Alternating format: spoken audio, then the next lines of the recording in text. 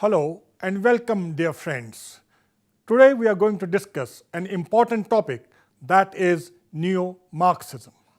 The objective of the lecture is to introduce to you some major Marxist thinkers of the 20th century and acquaint you with the various ways in which they relate to literature and culture, the focus being on how they differ from orthodox Marxists. We have titled it Neo-Marxism, as the prefix neo stands for new, recent, revived, or modified. 20th century socio-economic conditions were vastly different from that of the 19th century, as technology had started growing at a much quicker pace, and also because Marxist ideas had led to political changes in large parts of the world, including Russia and China. While early 20th century Marxism came largely from Russia and was committed to political change, Karl Marx was interpreted differently by thinkers in Western Europe, where capitalism seemed to be entrenched, though in a more liberal form. European thinkers, particularly from Germany, Italy, and France, are mostly categorized under the term Western Marxism. Neo-Marxism would include them, and also thinkers of the New Left, which emerged in the 60s in reaction to the 1956 Hungarian uprising and the Soviet reaction to that. The major names and concepts that we will discuss are Antonio Gramsci and hegemony, Bertolt Brecht and the epic theater, the Frankfurt School, including Herbert Marcuse, Theodor Adorno, Walter Benjamin, and the culture industry, Louis Althusser and ideology, Lucien Goldman and genetic structuralism, and Raymond Williams and cultural materialism. Antonio Gramsci, 1891 to 1937, was an Italian Marxist who spent the last 11 years of his life in prison. Widely acclaimed for his prison notebooks, he is considered a key neo-Marxist, for he attempted to break from the economic determinism of traditional Marxist thought. He was concerned with the link between intelligentsia and revolutionary practice, and believed that the working class that would gain power needs to have intellectuals of its own. These he calls organic intellectuals, in contrast to traditional intellectuals. He presents a more dialectical view of the superstructure, in that he replaces economic determinism by a mutual interaction of base and superstructure. He argues that superstructure has two bases, one of the civil society and the other of the political society, that is, the state. While the state uses force and coercion to maintain its rule, the intellectuals in the civil society, which includes thinkers and writers, encourage spontaneous consent to the economic and political ascendancy of a given class. Gramsci uses the word hegemony for this non-coercive but spontaneous consent. The concept is so widely accepted now that even non-Marxists like feminists and post-colonial critics who substitute gender or race for class use it to analyze the society. Literature itself is now seen by many radical critics as a tool of hegemony. Literary classics have helped the ruling classes sustain their rule, and surprisingly, radicals of all varieties, being anti-status quo, think that the same classics may now be used by the readers as tools of counter-hegemony to empower new groups. Here, I may mention an interesting work, The Masks of Conquest, written by Gauri Vishwanathan, which shows how the introduction of English studies in India was a hegemonic tool by the British to elicit spontaneous consent to their rule in India. Bertolt Brecht was a German Marxist famous for his pioneering contribution to theatrical practice. Though he is closer to orthodox Marxists trying to judge art on its role in initiating socio-political transformation, I include him among neo-Marxists because he advocates a functional and not a formal notion of realism. He wanted to replace Aristotelian dramatic theatre that expects drama to create an illusion of reality with a theatre that makes people think rationally. Illusions and emotions that make the audience identify with the actor and the actor identify with the character are like narcotics that prevent clear thinking. He gave us the idea of the epic theatre and alienation effect that are meant to make the audience think rationally about their social conditions. Thought, understanding, and practical decisions were to replace sensations and feelings. Brecht attacks Marxists like Lukács for their stress on cultural heritage and on enjoyment than on fight. Associated with what is known as cultural theory, the Frankfurt School is believed to have originated in 1930 when Max Horkheimer was made director of the Institute for Social Research in Frankfurt. Opposed to both capitalism and Soviet-type socialism, the school shifted to the US because of the Second World War. While Herbert Marcuse and Erich Fromm tried to combine Freudian insights with Marxism, Horkheimer and Marcuse felt that the working class, the proletariat, had lost its potential for revolutionary change as it had been co-opted into the capitalist system. They felt that intellectual reflection would be the agent of change. Though subscribing to materialism, the thinkers were critical of economic determinism, the role of the Communist Party, and the idea of the working class as agents of revolution. In addition to Max Horkheimer, Theodor Adorno, Herbert Marcuse, and Erich Fromm are the major thinkers in this group. Herbert Marcuse, 1898 to 1979, the German-American figure, is also known as father of the New Left. His ideas seem to have been an influence on the May 1968 civil unrest by students in Paris. His call for a biological, moral, aesthetic revolt is based on the belief that civilization till now is organized on the basis of an opposition between sensuousness and cognition, and between play and work. This is so because of material scarcity, but because of technical development, the age of scarcity is soon going to be over.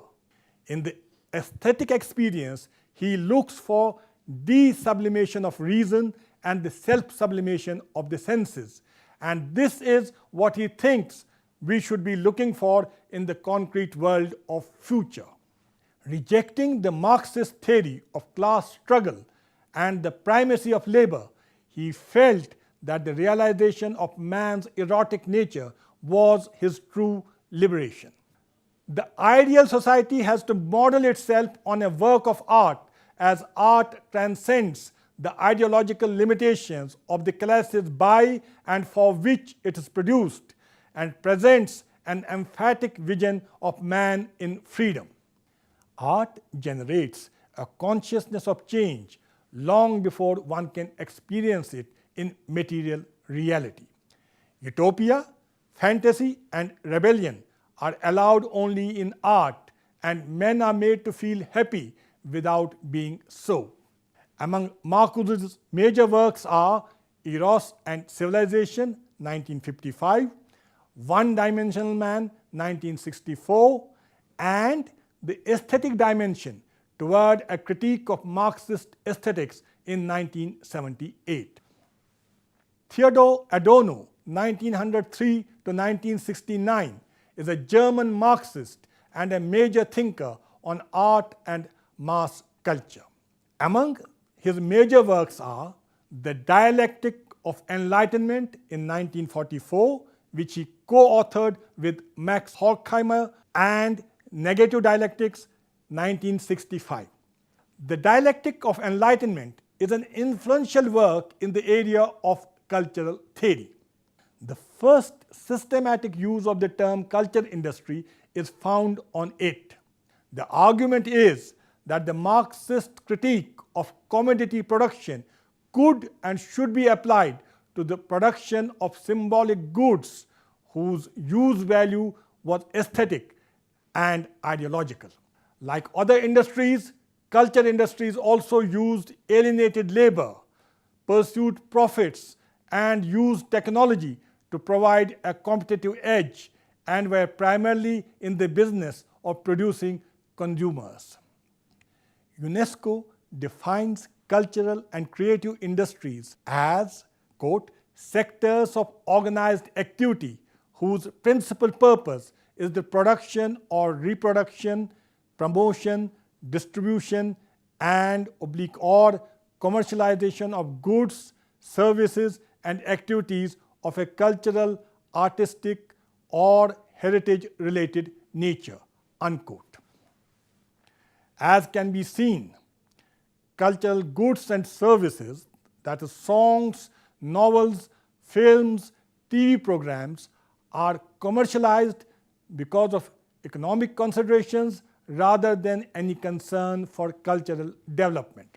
Adorno says that culture industry leads to products and processes of mass culture based on cultural homogeneity and predictability. Like Arnold, Lewis, Eliot, the Frankfurt School seems to bank on intellectual elite, but unlike Arnold, who felt that mass culture would result in anarchy, the Frankfurt School thinkers believe that it helps to maintain social authority and conformity. It discourages the masses to think beyond the confines of the present by making an unbearable condition bearable. Commodification and commercialization turn culture into another saleable commodity. The democratization of culture results in the blocking of the demand for full democracy and stabilizes the prevailing social order. They were critical of mass culture as it may give us happiness, but it takes our freedom by making us passive. They were critical of the Enlightenment focus on reason, which they dismissed as instrumental reasoning, and also felt that alienation and reification of human life were the result of capitalism because in it social relations are dominated by economics. Countering Hegel's ideas on dialectics, Adorno believes that new knowledge arises less from a Hegelian unification of opposites than by the revelation of the limits of knowledge. He favored negative dialectics, as in it, quote, critical thought is so conceived that the apparatus of domination cannot co-opt it, unquote. Well, mass culture is rejected for its standardization and passive consumption. High culture or authentic culture is appreciated for its great refusal, its subversive negativity, and its utopian impulse. They favored modernist literature as they felt that high art makes us active because it makes us think critically. Walter Benjamin, 1892 to 1940, too was for some time associated with the Frankfurt School. Having been influenced by Jewish mysticism and German Romanticism, he is regarded by many as a unique type of neo-Marxist. He was against the idea of progress and is known for his essay, The Work of Art in the Age of Mechanical Reproduction, first published in 1935. Art in the 20th century has lost its aura. Benjamin celebrates the positive potential of mechanical reproduction in the movement from the oratic to democratic culture, though paradoxically he links the authenticity of the artwork to the aura. John Berger, in the television program Ways of Seeing, sums up Benjamin when he says that the modern means of artistic production and reproduction have destroyed the aesthetic, cultural, and political authority of art. Lacking the aura of the original work of art, images of art have become freely available but useless. Lucien Goldman, 1913 to 1970, is the Romania-born French Marxist writer of The Hidden God, written in 1955, translated in 1964. Though he was influenced by Lukács, he replaced the Lukácsian reflection model of literature by the concept of genetic structuralism, which he developed in the 1960s. He uses the word homology in place of reflection. He wrote on the French dramatist Jean Racine to prove his point that a great writer is able to express the world vision of the class he belongs to, not directly but by catching its structure. He looks at Racine's tragedies by pointing out that Racine was brought up in Jansenism and later became a part of the king's court, but wrote on Greek myths because there's a homology of structure in Greek myths, Jansenism, and the noblesse de robe, that is, French aristocrats holding judicial or administrative posts. All three sharing the structure of responsibility without power, the power being with fate, God, or the king. Louis Althusser, 1918 to 1990, was a French structural Marxist. Two of his major works are For Marx, 1965, and Reading Capital, 1965, which is written jointly with E. Balibar. He speaks of an epistemological break in Karl Marx because while pre-1844 Marx was a humanist influenced by Hegel, the later anti-humanist Marx gave us ideas that would usher an anti-humanist theoretical revolution which is still under development. Following the method in which a Freudian analyst reads the utterances of his patient, Althusser attempts what he calls a symptomatic reading of Marx, influenced by Jacques Lacan and Ferdinand de Saussure. Althusser believed that history was a process without a subject, in which social structures had primacy over human agents who were just their bearers. Like Lacan, he believed that the human subject is decentered, constituted by a structure that has no center either. The imaginary misrecognition of the ego is an ideological formation, as ideology is not a system of wrong ideas or false consciousness, but the whole realm of conscious and unconscious experience. It is the lived relation between men and their world, or a reflected form like philosophy of this unconscious relation. It is distinguished from science not because it is false, but because the practico-social predominates in it over the theoretical. Althusser stressed that Marxism was a science that examined objective structures, but ideology survives alongside science as an essential element of every social formation, including a socialist and even a communist society. The institutions of the state function in the long-term interests of capital and capitalism rather than in the short-term interests of members of the capitalist class. Structuralists would thus argue that the state and its institutions have a certain degree of independence from specific elites in the ruling or capitalist class. A social formation consists of 4 different practices: economic, political, ideological, and theoretical, among which the economic one is determinant in the last instance, though others have relative autonomy. Being against historicism, Althusser creates an imaginary Marxism. He rejects historical and dialectical materialisms and thinks that ideology is inevitable in all social formations. He rejects the idea of history having an origin, a center, a subject, and a goal, and says that Marxism was not a self-sufficient worldview, but transitional knowledge committed to constant development and correction. He was concerned with a theory of theoretical practice, rejecting both economic and technological determinism. He believed that social formations were a complex unity of decentered economic, political, and ideological structures which were relatively autonomous. Changes happened because of overdetermination and not because the relations of production were not in tune with the change in the means of production.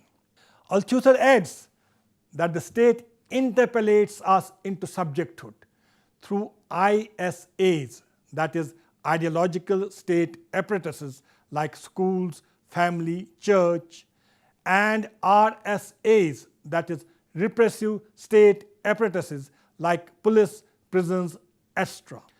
Science gives us conceptual knowledge, while art allows us to see the nature of ideology it arises from. To get an idea of how Althusser influenced literary critics, one may look at Pierre Macheret's A Theory of Literary Production and Terry Eagleton's Criticism and Ideology. To Macheret, literature is productive labor, and the author is someone who works the raw materials of pre-existing literary genres, conventions, language, and ideology into literary texts, the end product.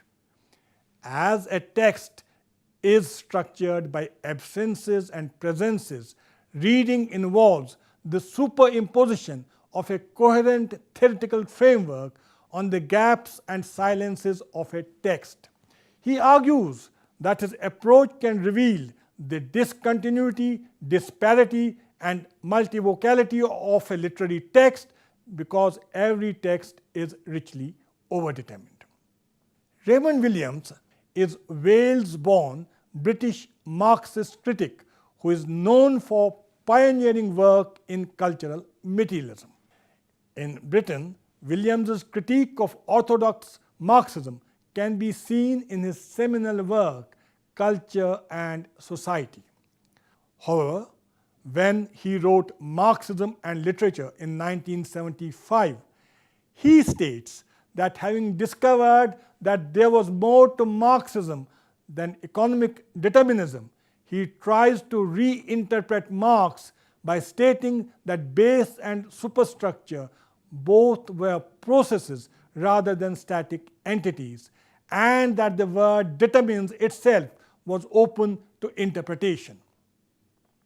Rather than equating the superstructure with determined consciousness, he looked at it as matter itself and was interested in, quote, a theory of the specificities of material, cultural, and literary production within historical materialism, unquote. A cultural practice / artifact is situated, analyzed, and interpreted in material terms. Williams argues that one should be looking at literary and cultural texts as notations and not objects. He brings in the idea of practices with focus on how texts are received. To quote him, the relationship between the making of a work of art and the reception of a work of art is always active and subject to conventions which in themselves are forms of social organization and relationship. And this is radically different from the production and consumption of an object. It is indeed an activity and a practice, and in its accessible forms, although it may in some arts have the character of a material object, it is still only accessible through active perception and interpretation. Cultural artifacts, institutions, and practices are determined by material processes, but culture defined as a whole way of life is equally central to the society.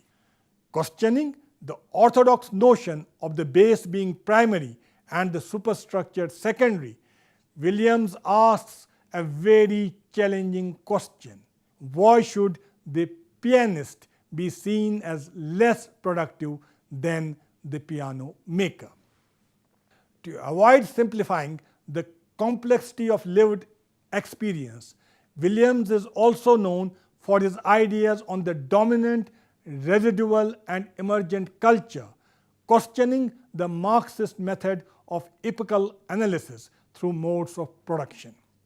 He looks at forms and not only content as embodiments of social relationships, advocates the idea of selective tradition, and looks at departments of literature as institutional structures. He also advocates openness in communications and is concerned about who owns and controls knowledge. Most Marxists agree that to understand and explain a text or a practice, one needs to analyze it in terms of the historical conditions that produced it. But while orthodox Marxists believed in economic determinism, in which superstructure that includes literature and culture is determined by the base, neo-Marxists envisage a complex relationship between the two, which cannot be summed up in simplistic formulas. Some major Marxian ideas that individual neo-Marxists have moved away from are: number one, the idea of history as progress is indirectly questioned by Walter Benjamin because of his Jewish mystic ideas, and by Althusser because of his anti-historicism. Number two, the focus on working class agency is not acceptable to many Western Marxists like the Frankfurt School adherents, because they feel that the working class has been co-opted by the capitalists in the contemporary world. Because of their focus on students and intellectuals, the critics of Western Marxism argue that Western Marxism, being a product of defeat, has migrated virtually completely into the universities. Number three, the Hegelian ideas on human essence and history as progress are shared by thinkers like George Lukács, while Louis Althusser rejects humanism and human essence in favor of anti-humanism, while ideological state apparatuses turn us into subjects that fit into certain roles required in the social formation.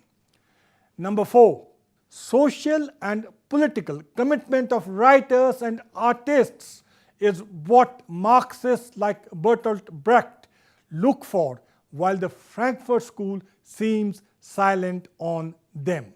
Number five, because of its materialism, the economic base being material determines the non-material ideational world of the superstructure in Marx. However, the very idea of material is expanded by Raymond Williams in his theory of cultural materialism to cover the superstructure as well.